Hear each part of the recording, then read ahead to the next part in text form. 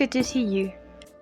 Today I will show you part of the process I went through last year to customize a doll.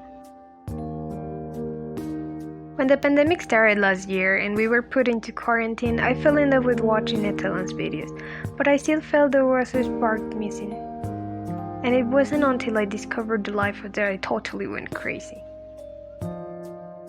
This was my first customization, and even though I wanted to keep it simple, I had too many ideas for it, so I went a little ahead of the beginner steps.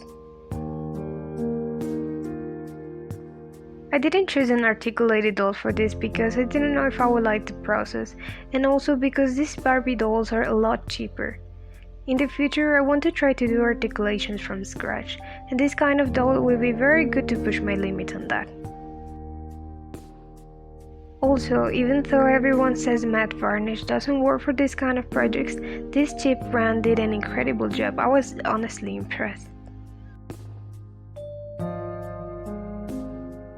I first tried to use some cheap pastels and watercolor pencils that I had, but the result was bad and I couldn't go out and buy new ones because, as I said, I didn't know if I would like to do this in a long term, and those two mediums are not something I enjoy using much.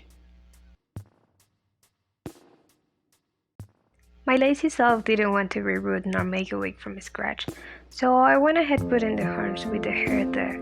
I just cut the parts where they would be attached, and even though the hair got some paint on it, I think it worked overall well because the hair now blends more with the horns and even has more style.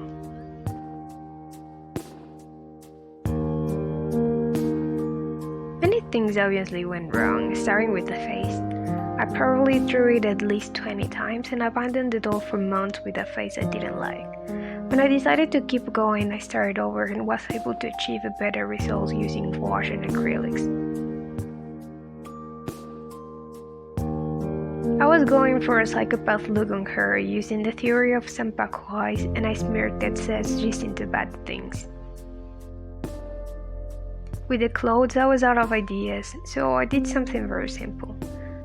I originally had planned to use the same dress and shoes that the doll had, but they would have covered the details in the ribs, so I just dismissed it. The fabric I used at the end didn't allow me to sew it, so I improvised with glue hot and it ended up looking more rigid than I expected. Overall, I know this is a messy project and it's not perfect at all, but I'm really happy with the final results, and I plan to do one of these projects at least once a year. Thank you for passing by this time. See you later.